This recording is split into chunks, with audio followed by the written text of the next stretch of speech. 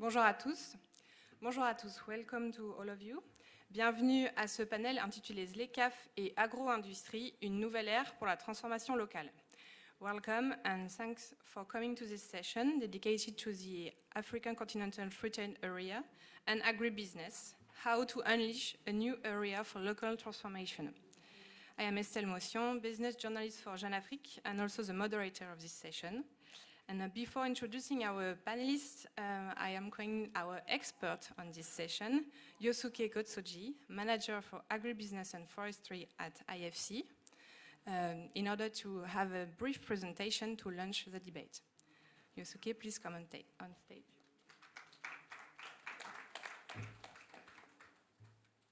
Okay, hi everybody. Thank you for having me here. So my name is Yo. So I have a privilege to, live in this continent over 10 years and do agribusiness investment. So happy to be here. So maybe if you could show the slide, actually, maybe I'll show like 4 slides to go through. Okay, maybe I don't know who's contributing okay, but maybe I'll just speak through. So first point I want to make is like on current status of agribusiness in Africa. And then one of the key risks as we invest is like a raw material security. And then, one could say we're going to build own farm, but there's always learning curve on, each land and rainfall patterns, soils are different. So one has to go up the learning curve. And also there's a water and land access issues. And then also one could say we could source from like a third-party farmers outgrow our program, but like a building trust farmer relations will take time and effort.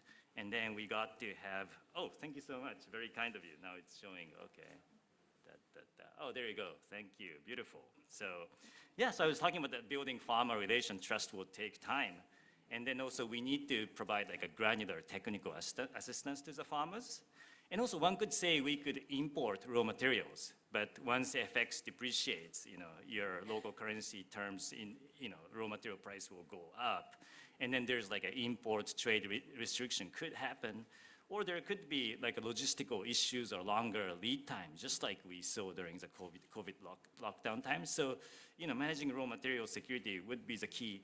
And on the marketing side, key matter is competitive advantage, especially on the cost competitiveness side. So if one is feeding domestic market, it's better to be at par or below import parity prices, no? And then also if you're exporting, it's better to be lower side of the global production cost curve.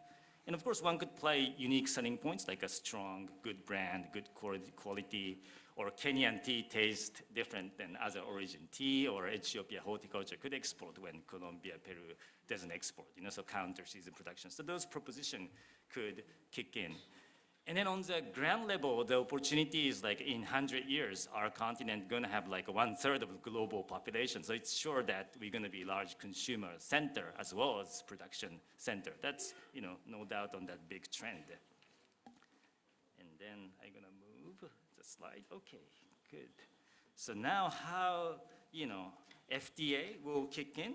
So on the raw material side, yes, it's like a challenge and then key thing we have to address, but having FTA, then we could source from various, competitive origins within Africa.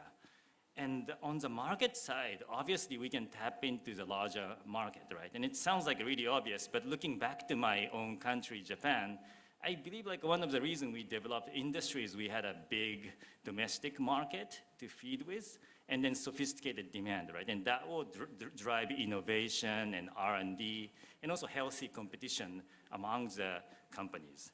So FTA could bring that sort of things. And now, voila. Okay, so I'm gonna talk about regional value chain development. And actually, really wonderful point of our continent is there's a tremendous diversity, right? So different countries could produce very different things. And by harnessing those, different comparative advantage, I believe all countries could grow together. For example, some places could be manufacturing centers if you got access to good talent or good energy or good infra. Or, mega cities in Africa is popping up, so those could be like a large consumption center. And some places could be like a raw material hubs. And of course, those raw material places could eventually start adding more value. And really the key, and then, on the raw material side, actually, for example, like Uganda, Tanzania, Ethiopia could be food basket for East Africa. And then maybe Zambia is exporting lots of agro-commodity to surrounding regions.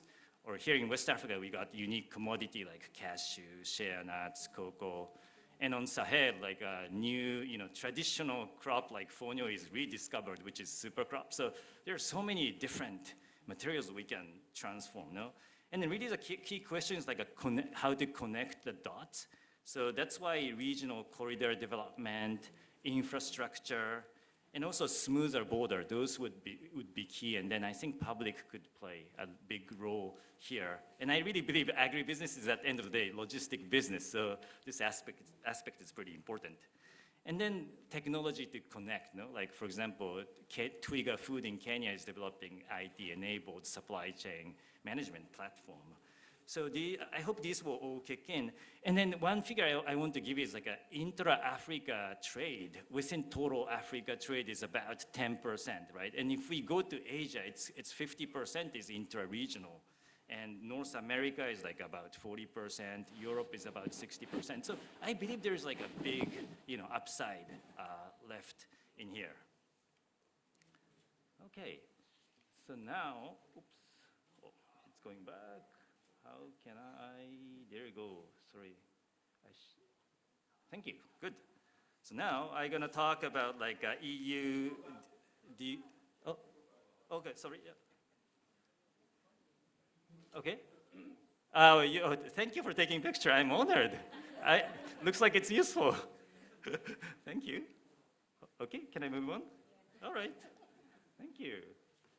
Wow, I'm really happy. So, okay.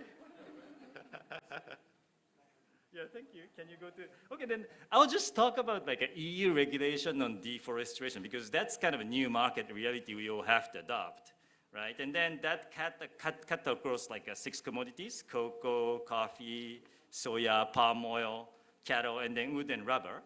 And then, so I believe there are like 4 tools that we can utilize to tackle this issue. Like one is like a mapping of the risk for various commodity, various regions, because like a visualization of the risk is the first step to address the issue, right? Oh, sorry, maybe if you could go back one more slide, I would really appreciate that. Yeah. And then, and on the mapping, I mean, Global Forest Watch or IUCN or IBAT, there are lots of like a good existing mapping out there to map the risks, right? Like labor practices or risk on conversion of biodiversity areas. So there are mapping, but we probably need to beef up. And then in addition to private sector efforts, it's a bit of public goods. So hopefully like a public financing, blended financing, donor financing to kick in to really strengthen that. So making visible is one step. And probably that could talk to our climate mitigation strategy. If we visualize that, maybe, so if we conserve biodiversity areas, that will sequence CO2, and then traders, buyers who are looking for, scope 3 emission management would be interested in that sort of data and purchase from more of our areas. So that's number one. And then number 2 is like awareness raising on the issue, So among the key actors, private and public sectors. And I think like Gabon is a good example on, doing like going ahead on this. So, they're requiring forestry certification and also taking landscape approach to develop tree crop sector, for example. And then the third is use of technology. So, for example, like a satellite imagery is really, developing, and also LiDAR, like a laser-based radar system that can even map like a situation of individual trees. So these technologies could kick in. And then those technologies could also speak with agricultural productivity improvement, right? Because if they can monitor tree health or soil health, I mean, that will also, give us win on the productivity side. And lastly, like organizing smallholders under producer organization, because that will improve coordination, communication, and traceability. And you need scale to adopt like a new technology. So grouping would be quite powerful, I think. And obviously like a key discussion is how to turn all the efforts into price premium, $1 million question.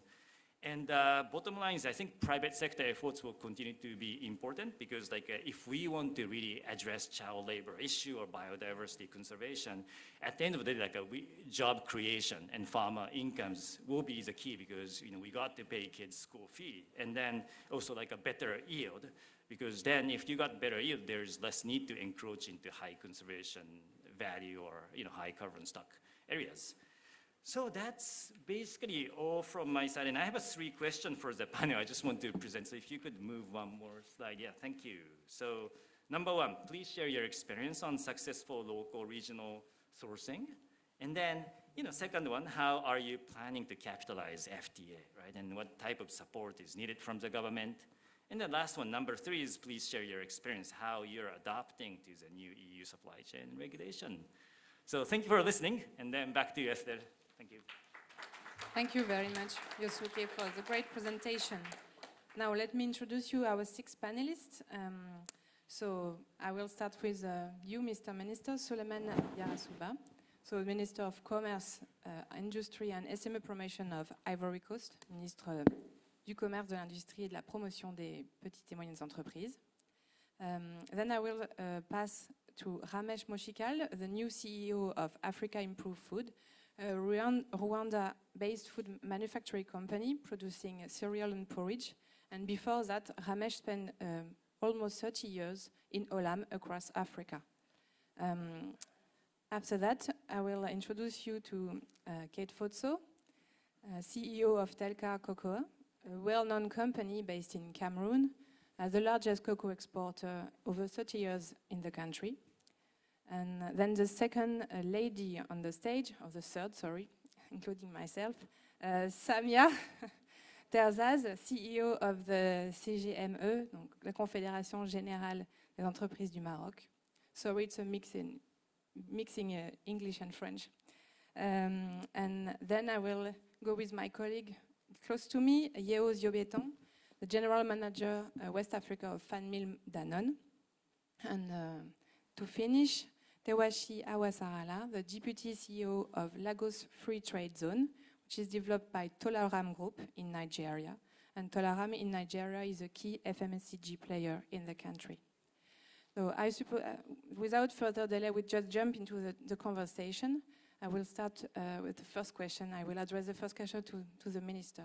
So, sans attendre, on va lancer le débat. Et je vais commencer avec vous, Monsieur le Ministre. So to start the debate, we will start with a general question to kickstart the debate. So how can the CFTA can boost the agribusiness sector in Africa, and to which conditions?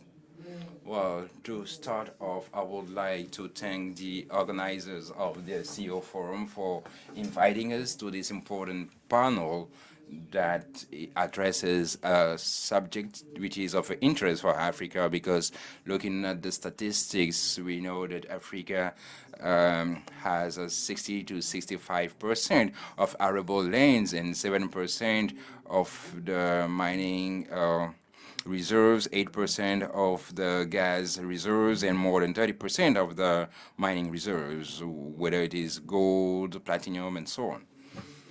But what we realize is that Africa has not really taken off from its independence era, and we are only exporting raw material from, So I think that the arrival of the AfCFTA is a conducive element that will help Africa, as we indicated with regard to the goals of the 2060 agenda.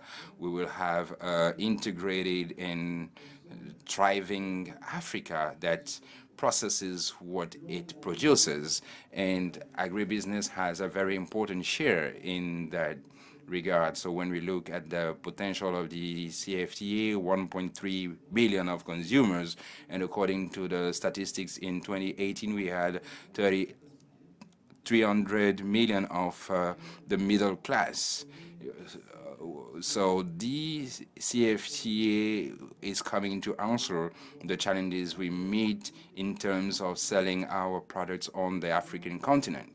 So to get to this, this requires for all the countries to build some policies which are converging in order to mainstream into this global value chain, so that from all the value chain we can have a good command of this situation. And they also have to invest in areas where agriculture is key, and they also have to build warehouses and warehouses facilities. And also with regard to the trade, we need to improve the domestic and domestic market as well as the international one. So we should also have a shorter circuit of trade with less middlemen, so that we can export easily our products from Cote d'Ivoire to Niamey, from Niamey to Douala, from Douala to Durban and other countries, so that we can make it a reality.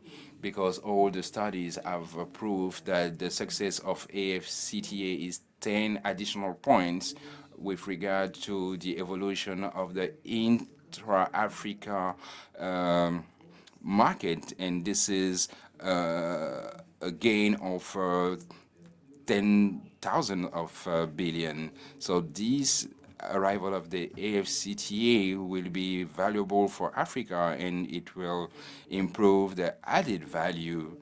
So the operationalization of the CFTA is a challenge to take up, and it has to be done swiftly, because this will allow us to align with what we see in the Europe. They have a high level of internal trade within Europe of about 70%, and this is the same situation in Asia. So we have to get together to take up these challenges. We need to have a competitivity of our production. We need the raw material to be available, and also invest a lot into industrialization. And this is what we've been doing in Cote d'Ivoire in the program called the Solidarity Cote d'Ivoire, led by our president. It is the structuring transformation of the economy by industrialization, because given the asset we have, we are an agricultural country. We are the first, we are the leading grower of cocoa in the world. We are into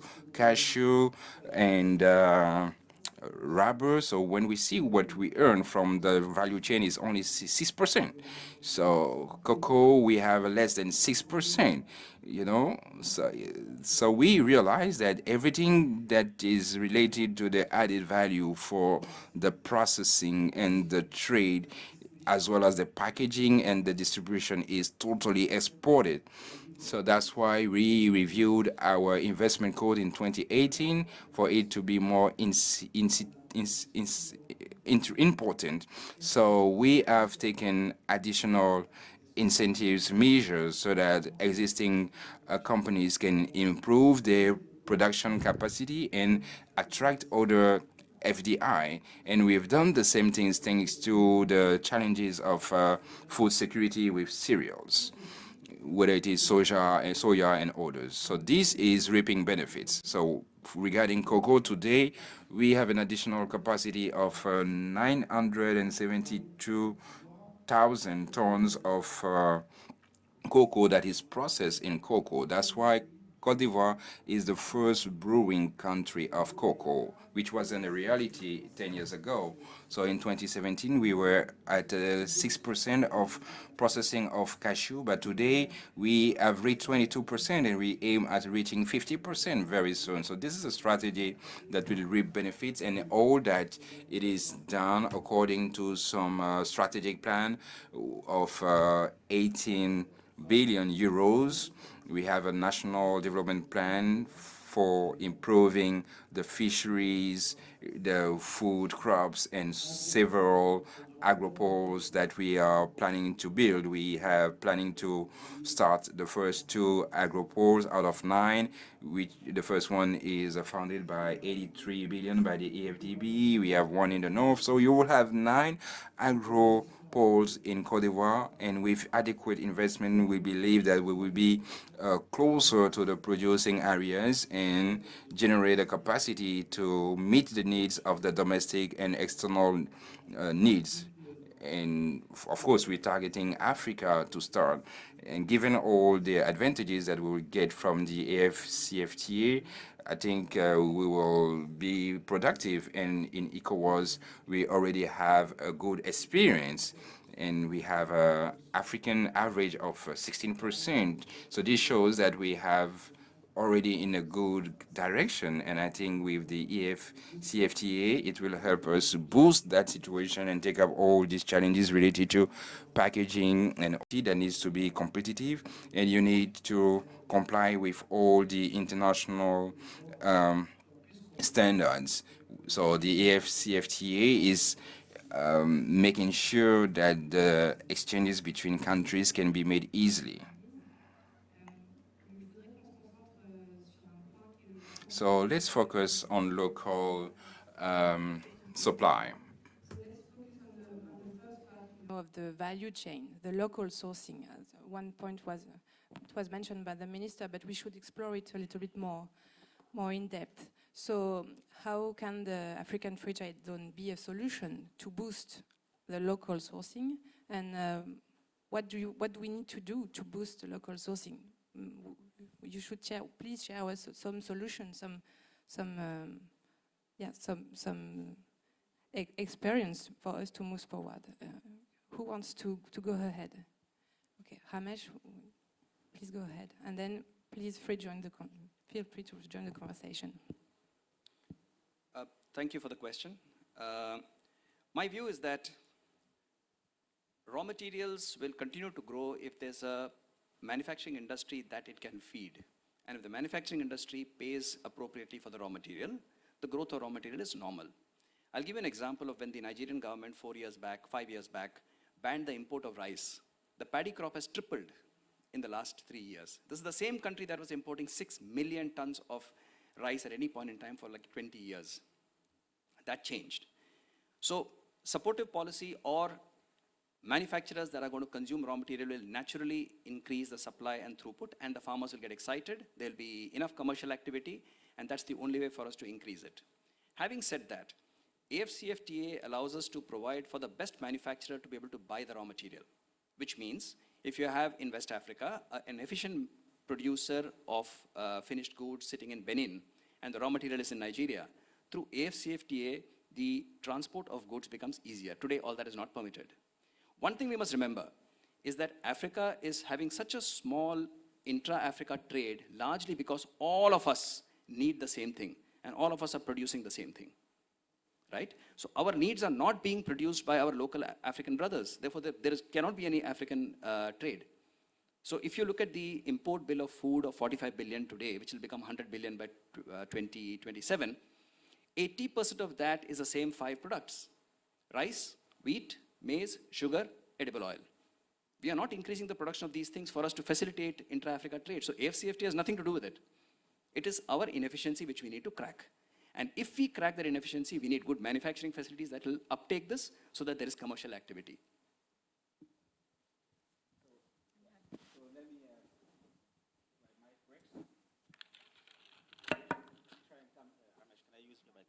Let me try and come after that and probably start by saying, there's one thing which is about preaching to the converted, and the other thing is actually trying to get the non-converted to preach to. So the big question is, why does it matter, if you allow me, Esther? I think we know, and it's available on Google, that about every year, the continent import 50 billions USDs worth of agricultural products. But we also know that every year, our parents that are producing those agricultural stuff in the farms there, 37% of that goes to waste. We produce, we don't use, and we import. Yet, us, and Mr. Minister has said it, us as private sector and the government are the people that are importing these 50 billion US dollars products.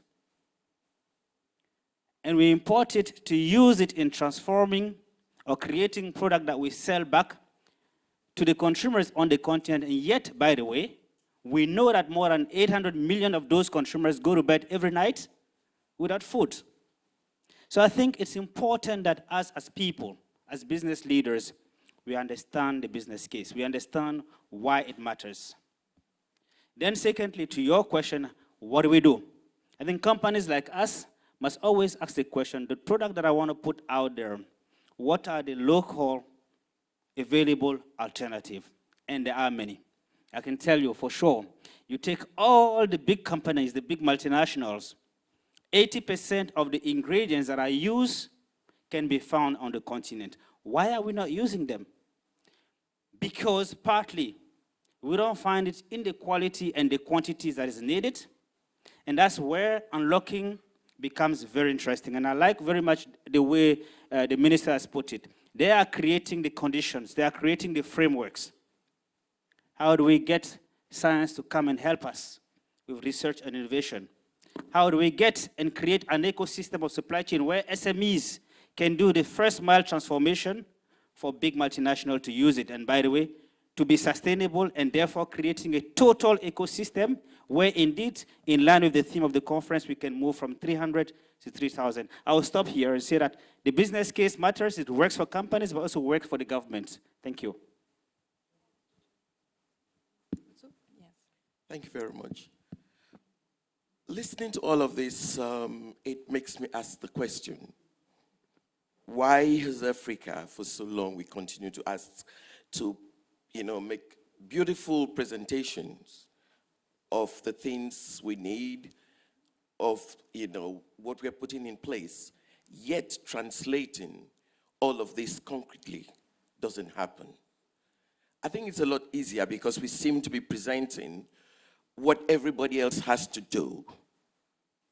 We need to move from that, take responsibility, which is to say that we know with everything that the Africa Free Trade Movement can bring to us, we need to move to the aspects to say that where do each and every one or each country has a leverage, and try to put the appropriate action, because it's one thing to project what we want to do. There's another thing to strategically put in place the structures that we need to move from one point to the other. And we can produce all the raw materials we need, but if we don't address concretely the grassroots problems, which has to do with the farmers will produce, how will they move that from where they produce to the markets? And policymakers, government alongside private sector to sit down, because those who have to enable this ecosystem is the government.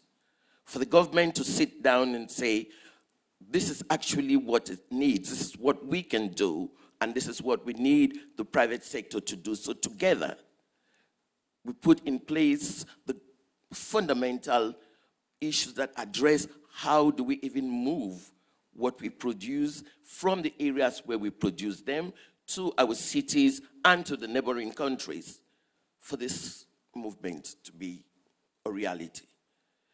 So long as we stay in this blame atmosphere, or where we think it's somebody else that has to do it, we are going to continue making beautiful conferences, talking, and not moving anywhere. My issue is we all have to be hands on the deck, where we all take responsibilities for what we have to do. We stop blaming the government stops shifting their responsibility onto the private sector, and the private players know it is for the benefit of all. If we don't do it, we will continue to say the industrialized world, they are not giving us a place because they come to take our raw materials, they go and produce it and bring it back, and then we have to transport it from one country in Africa within the continent. So we have to put in place the basics, give ourselves a projection, put in place, management strategies to say, year one, this is where we are. This is where we want to be in year 5 and where we have to be in year number 10.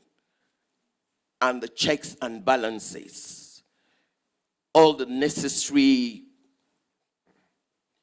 KPIs that are needed are in place and we take risks. The moment we get to do that, I think we would make a very big progress. And the whole idea of the Africa Free Trade, movement will be a reality, and it will benefit us and make us all better, richer, happier. It goes on. Thank you. Okay.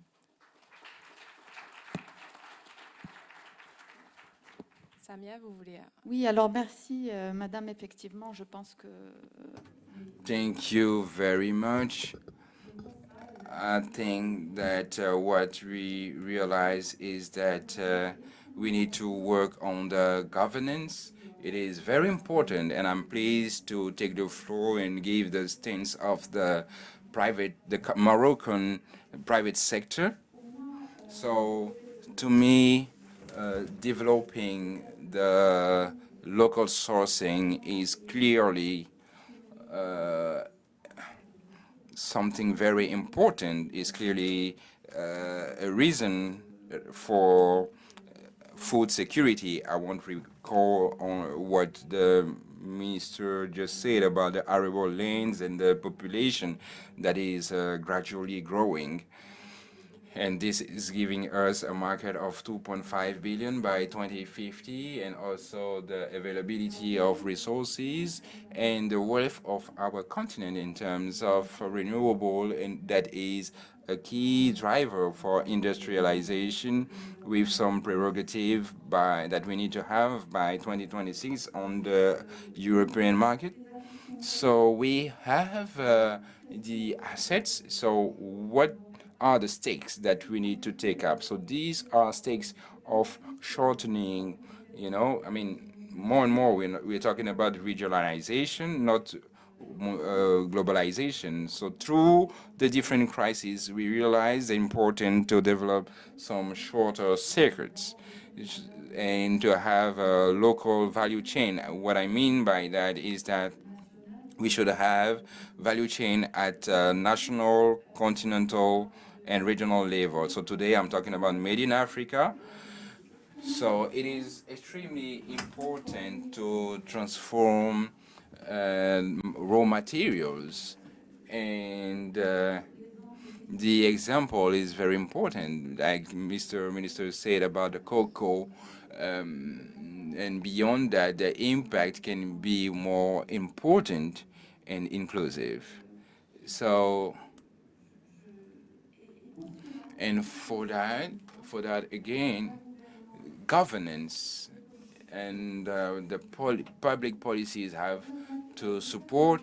The AfCFTA is there as a free trade zone at the continental scale that will accelerate all that, and it will trigger everything related to the normalization, but this is not enough today. So we need some major prerequisites, and we will have time to address these issues. We will have to talk about the management of water as a resource. And as we've seen yesterday in Abidjan and Cote d'Ivoire, it's not the situation, but in other countries, this is a reality. It's a real stake, but the logistics is very important. So multiplying or having a free trade zone, of course, we want it to be fast, although we know it would take a little bit more time, maybe 5 or 10 years, that it will be effective. But today we know what is the weight of the logistics cost for an agro company. So even if they are certified or registered, and this will help to scale up. So logistics is extremely important to have some airlines to transport these goods, but we need some prerequisites important. So thank you. Jump Yes, in the yes, local sourcing example. Yes. So I think we all acknowledge the fact that there is a significant need for us to have a localized value chain in Africa. And like Madame said, it's time for us to move on from the blame game that's been going on. So there is a reason why countries in Africa have a manufacturing value add percentage in the band of anywhere between 6 to 12% in comparison to other manufacturing-based economies where that same number is between 20 to 25%.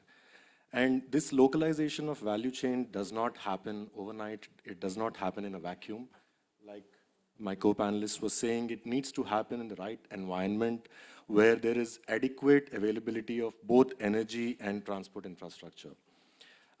So those are the enablers that will make this shift happen.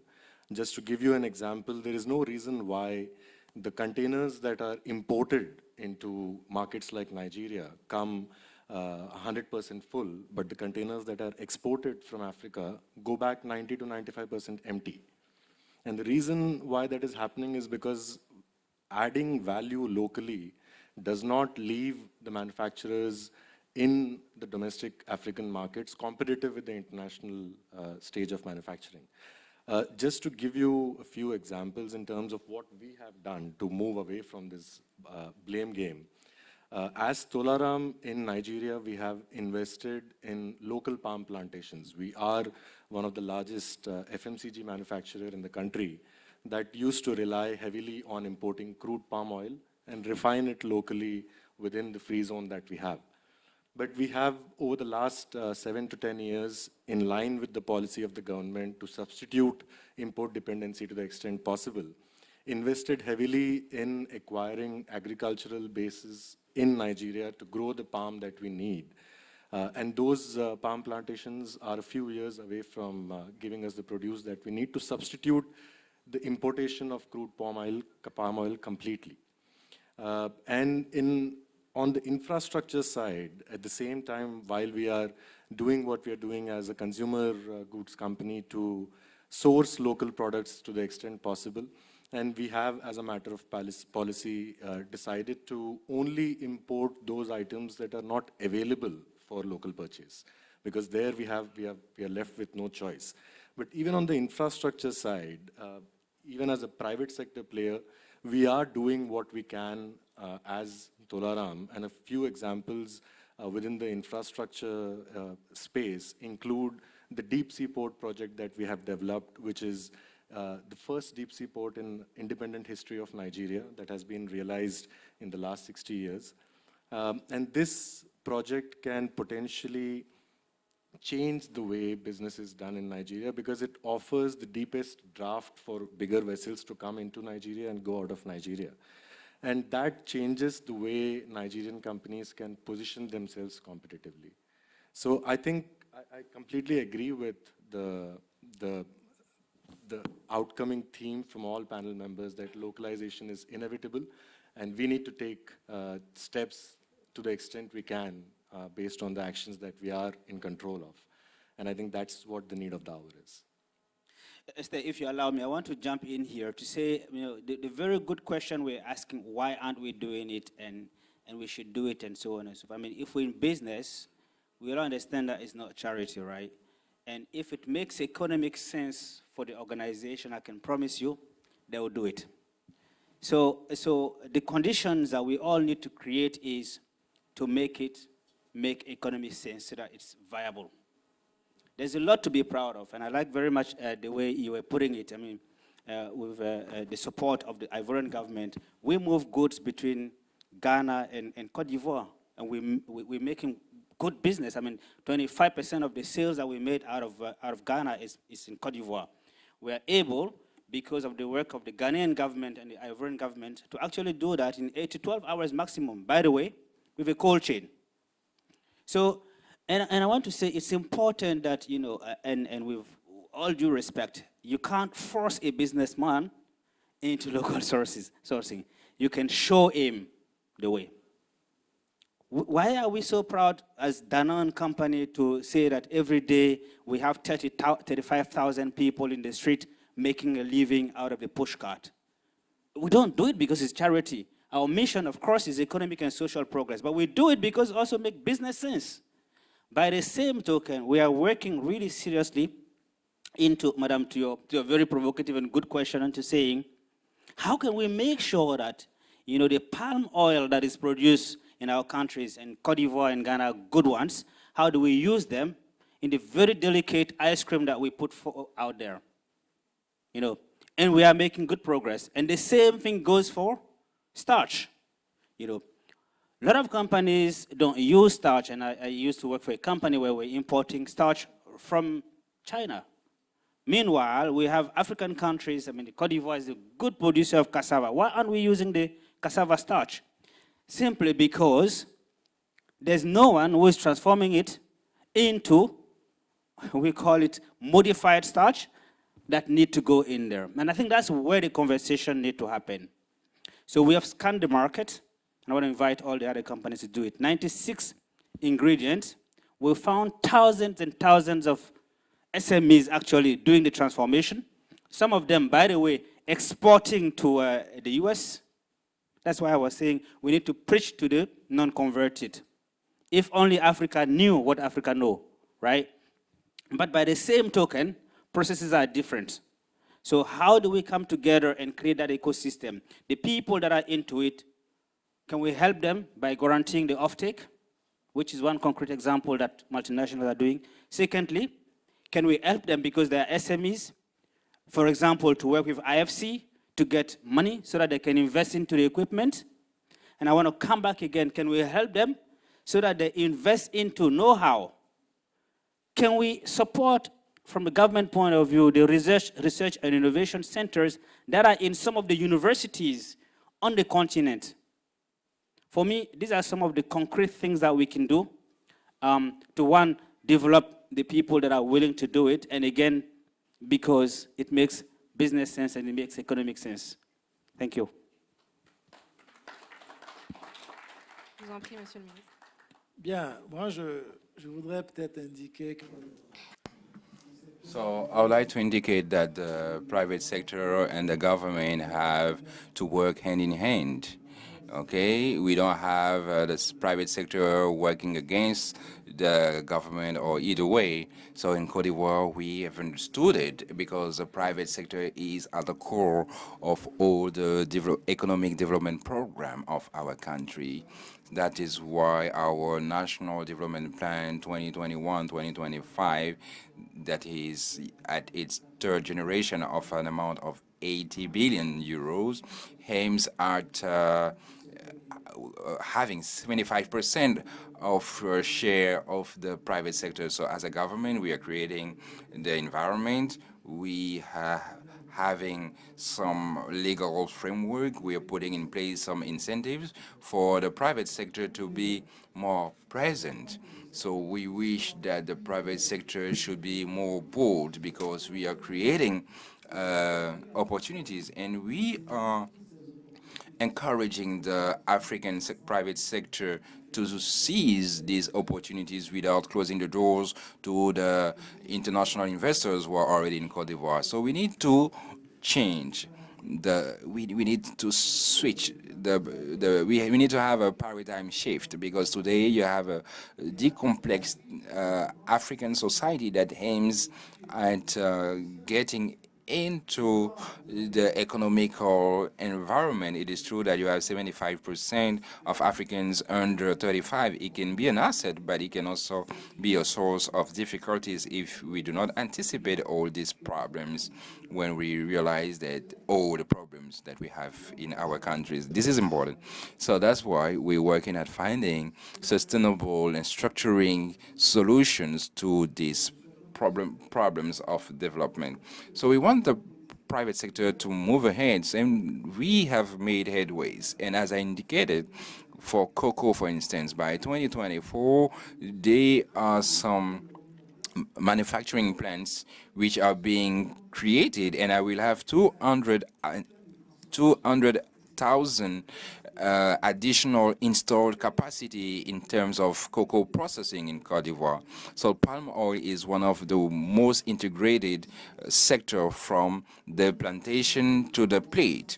We are producing 550 tons, 50,000 tons 550 tons per year, and 75 is processed by the local actors, and 25% is exported within the sub-region. But the challenge is the capacity of the government to have the adequate resources in order to finance the primary infrastructures such as water, electricity, and TIC, and all that.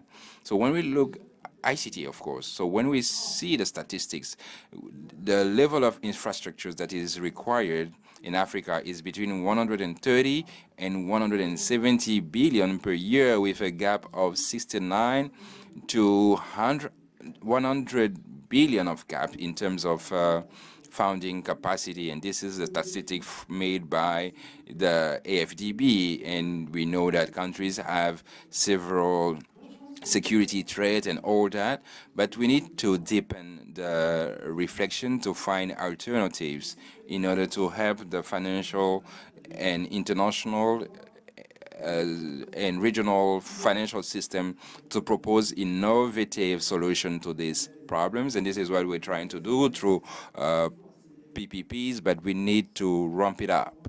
So we are fortunate to have a market. That's why we have to do it. And we also have to change the mindsets of the consumers. And this is what we do within the YMU. By October, we have the promotion of consuming local so that Africans can start consuming the local production. So when there was a crisis in Ukraine, everybody took some measures to support the consumers to make sure the price of bread doesn't shoot. So normally the price in Côte d'Ivoire was 150 francs CFA, so we had to provide subsidies to the producers of bread, because Ivorians are major consumers of wheat-based bread. So we had to take a reform to insert in the manufacturing or in the processing of bread several local raw materials such as maize and several other things, considering several conditions. And this is creating business for the sector. But we have another challenge that we talked about, and I think it is important that these partners consider while discussing with the government. So we're talking about the commercial infrastructure. You know that the post-harvest loss in most of our countries is not less than 50%, because the lady that is in a remote area of Côte d'Ivoire, before a product gets to the market, she loses 50% of her harvest because the product doesn't come from the plantation, or there's no proximity market, nearby markets, and there's no wholesale market in that area of production. And within the city, when you look at the open market, our mothers are selling tomatoes, but they cannot keep it. They cannot store it for more than 3 days, and this generates additional losses. So they are obliged to increase the price because they know that 3 days later they will lose their products. So after an investigation, we have decided to promote to the local supermarket to sell these goods. And we realized that the price of banana, the kg price of food crops in supermarkets are generally lower than the prices in the open market. And why this has happened? They have created some supply chain. They are buying at a certain level. They have the warehousing facility, and there is a creation of SMEs that started to make sure these supermarkets can be supplied of all their needs. That's why I'm saying that the multinationals should identify the reality of these countries and operate a paradigm shift to cater for the local market. So there is another entrant that we call the sorbitol.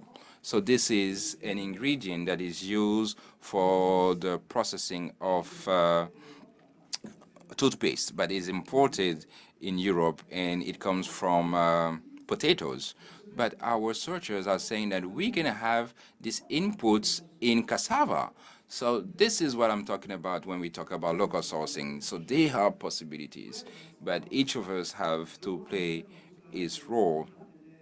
And we are saying that all our historic partners should continue supporting the governments in order to build all these facilities that we need within this very important value chain.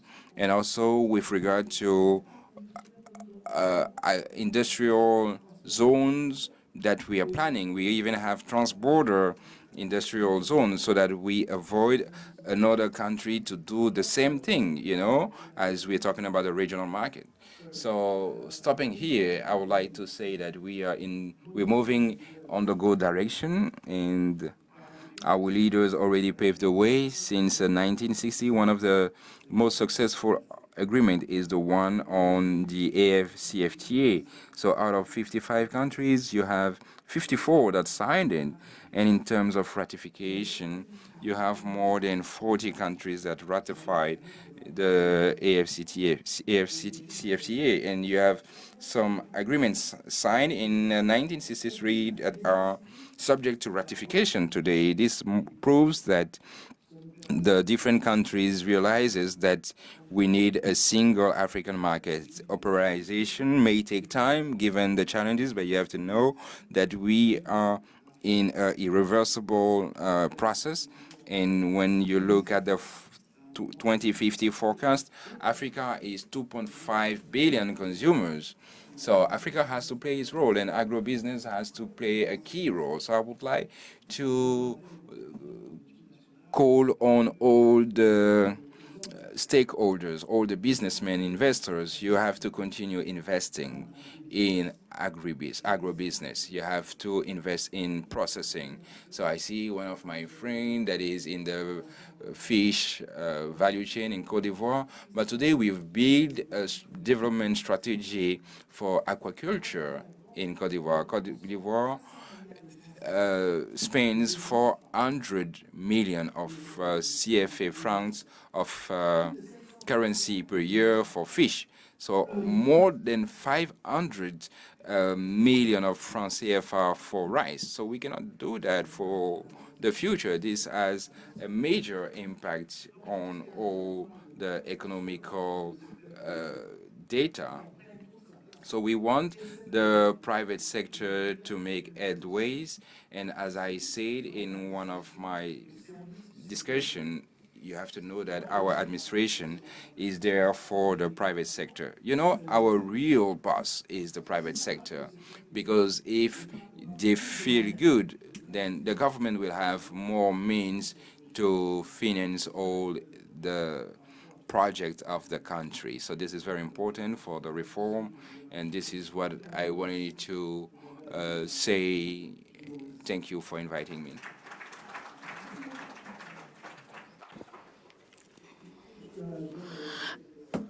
Okay, I have to go because I have signature to do now.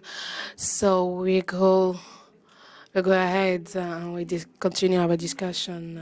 You want to say something about the necessity today of to work better locally and inter-country on the continent, and at this effect you have to inform that I just want to explain our experience in Morocco. say in every coast with a partnership with the old infrastructure. We can also just work without the private sector. We have also we decide also to make some orientation and so bring our investment to be at up of 2.3% of the blockchain, and also the African Bank just work on it. And we have also encouraged consciousness for this point, and at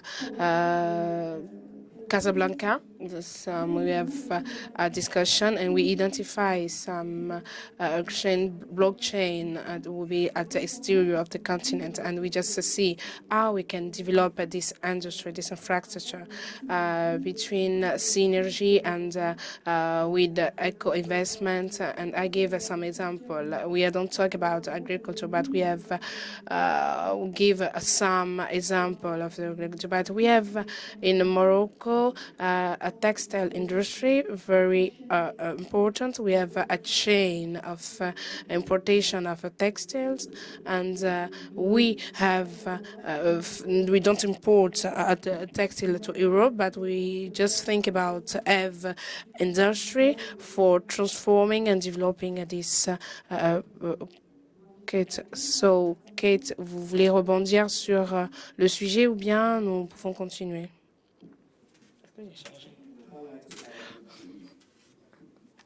Aspect of insisting that whatever we produce, the quality, meets what is expected, from what comes from the rest of the world. Because one thing we all should look at, the products we export, agricultural products that we export as raw material to the developed world, if I may say that, or industrialized world, they will always insist on the quality. So we as African producers, we do everything to produce the good quality for what goes on export out of Africa. But we don't pay the same attention on what we produce to sell locally or to neighboring countries. So if we make that also part of our preoccupation, then we'll be ensuring that the goods or what we produce as agricultural products, even if it was going to be consumed outright or used for producing something else, if that quality is good, then we'll be creating a base for manufacturers to want to come and be placed in the producing countries because they don't have to pay the extra cost to ship it out. So we need to take that into consideration as one of the vital aspects to encourage manufacturing within Africa for the continent. So there are things that we do and we don't pay attention to. Even when we're very easy or find it easy to consume what is imported. And I hear the minister is gone. He's talking about all, the huge sums of financing that is needed. Why can't we put more efforts to encourage our local African population that what we produce is good enough? We make it, we make it a point of duty for that quality to be there. So we change that mentality of thinking that it is what comes from outside that is good. Because we would be creating the base, the market, the manpower, and down the road, that has an influence on whatever financing we might be expecting from financial institutions. It will make even Africans within or the diaspora also to see that as a base to be able to, be inclined to invest within the agricultural sector. Thank you. Ramesh, you wanted to add something? Yeah, I thought one of the contributions of the AfCFTA, which is ignored so far, is that it will result in the emergence of true African champions. we will see a rare sight of African businesses succeeding across the borders. The most efficient manufacturers, say in the dairy sector, or in the meat sector, or in the cocoa processing sector, will start finding roots in other countries where the raw material is available and set up efficient manufacturing, which will in the end result in the consumer getting a good deal. This is in keeping with what she just said about good quality for the consumer at the right price. All of this is possible only if there is transference of understanding, learning technology, and of course learning from mistakes, which allows them to then take it across Africa and be efficient and run commercial businesses, like he said. Yes. Yeah, I would like to add a point here. I think we are all in agreement that AfCFTA offers a golden opportunity for us to reposition the continent from a 1.2 billion strong market to a 1.2 billion strong consumer base or a production base that can develop into an alternative into the manufacturing hubs that we have in the Far East and the Middle East. But let's not make any mistake, this journey is not going to happen in a vacuum. Like I said, we need the industrial infrastructural backbone for manufacturers to be competitive and attractive enough from an economic feasibility standpoint. Like my friend Yo was saying, if we make the environment conducive enough for private sector players to benefit out of and see value in localization of the value chains, there is no reason why that will not happen automatically.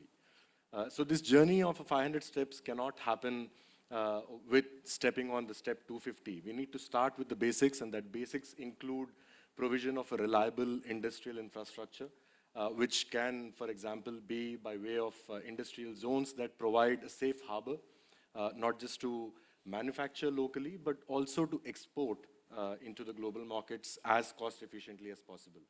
And one of the ways we are trying to do that is by creating an ecosystem within the Lagos Free Zone, which offers the producers inside the free zone not just to service the domestic market in Nigeria, but also to export all over the African and beyond the African global markets, to benefit from the infrastructure that we have provided and to benefit from the framework that AfCFTA provides, which essentially aims to bring the entire continent into a single market ecosystem along the same lines of EU.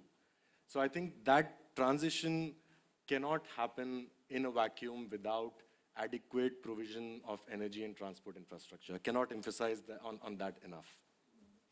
Yo, it will be the last intervention. But Oui, je voudrais réagir un peu, and allow me to do this one in French because the minister's gone, so I want to support you. Je voudrais réagir un peu sur ce qu'il vient de dire parce que c'est extrêmement important. So government are setting up infrastructures such as roads. Côte d'Ivoire is, we see the different efforts in Côte d'Ivoire, Nigeria, and so on. So efforts are being made at the ICT level. So what are the impediments? One of the major barrier for exporting companies like hers, as Kate said, it is on the standards. So we realize that the food norms in Ghana are different from that in Cote d'Ivoire, Nigeria, and so on.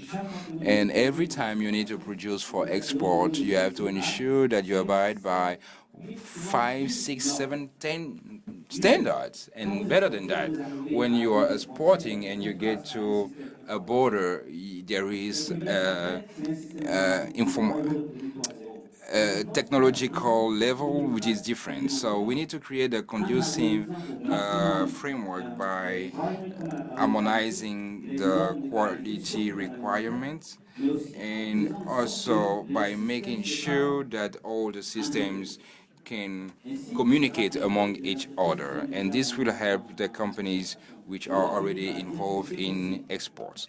So let me tell you that it's possible to export within and out of this area, but you need to remove all these barriers. So that's why the AfCFTA is a very good model, and this is what I can say. So I think it is not that Africa needs sub-regional integration. This is already happening.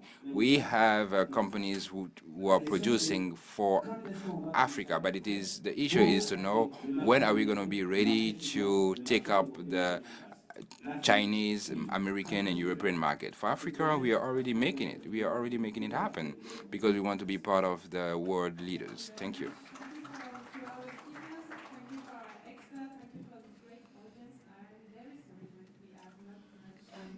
Time left for question, but you know, as usual, the debate can continue after the panel. So thank you very much to all of you, and see you soon.